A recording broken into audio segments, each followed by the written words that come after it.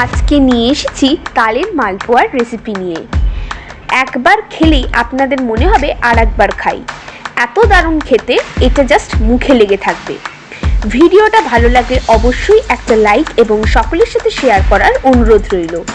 আসুন দেখে নেওয়া যাক আমার আজকের এই ভিডিওটি।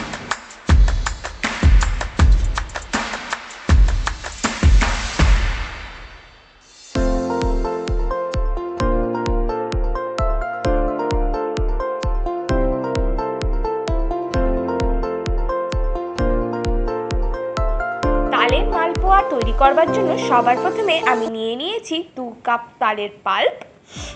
এবারে আমি একটা বাটিতে নিয়ে নিচ্ছি 2 কাপ ময়দা,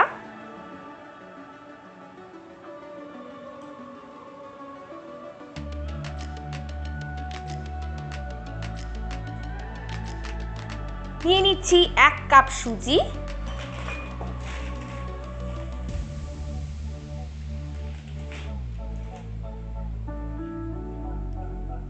দেড় কাপ চিনি,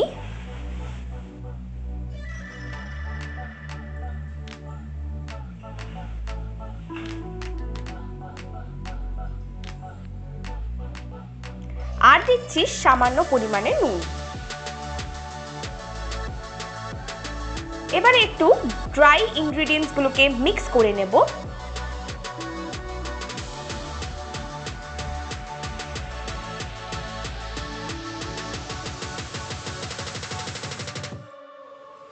সব ড্রাই ইনগ্রেডিয়েন্টস গুলো মিক্স করে নেওয়ার পর এবারে এর মধ্যে অ্যাড করে দিচ্ছি তালের পাল্পটা। এই পাল্পটা কি করে তাল থেকে বার করতে হয় সেটা আমার তালের লুচির ভিডিওতে দেওয়া আছে, উপরে আই বাটনে ক্লিক করে অবশ্যই দেখে নেবেন।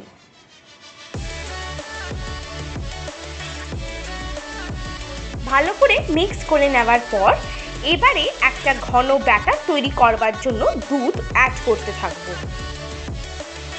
এখানে ঠিক কতটা পরিমাণে আমি দুধ ব্যবহার করেছি আর ঠিক কিরকম ঘনত্বটা হয়েছে আমি সবই আপনাদের দেখিয়ে দেবো ব্যাটারটা তৈরি হয়ে যাওয়ার পর।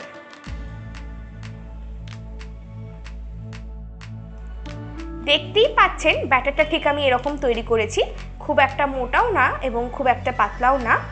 আর আমি এখানে 2 কাপ দুধ ব্যবহার করেছি। এবারে এটাকে 20 থেকে 25 মিনিটের জন্য রেস্টে রেখে দেব। কড়াইতে দিয়ে দিয়েছি সাদা তেল, তেল গরম হয়ে গেছে। এবারে একটু ব্যাটারটাকে মিক্স করে মালপোয়াগুলোকে ভেজে নেব। ভাজাটা কিন্তু সম্পূর্ণ মিডিয়াম ফ্লেমে হবে।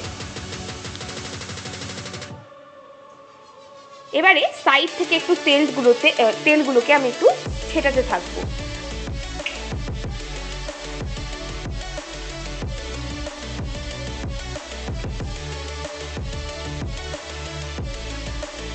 দেখতেই পাচ্ছেন খুব সুন্দর করে ফুলে গেছে।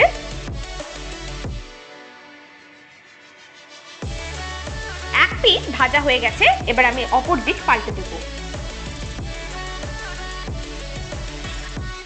দেখতেই পাচ্ছেন কি দারুণ ভাবে আমাদের আমি আবার একটা মালপোয়া ভেজে দেখিয়ে দিচ্ছি।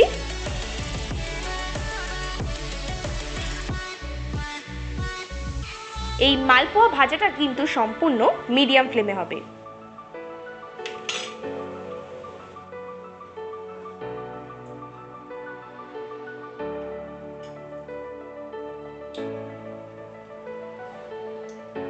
এক পিঠ ভালো করে ভাজা হয়ে গেছে, এবার অন্য দিকটাও ভালো করে ভেজে নেব।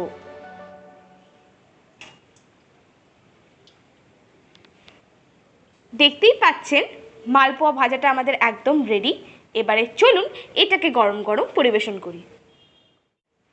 তৈরি হয়ে গেছে আমাদের আজকের রেসিপি তালের মালপোয়া। এইটা আপনারা অবশ্যই বাড়িতে ট্রাই করবেন এবং আমাকে কমেন্ট বক্সে কমেন্ট করে জানাবেন কেমন লাগলো। ধন্যবাদ।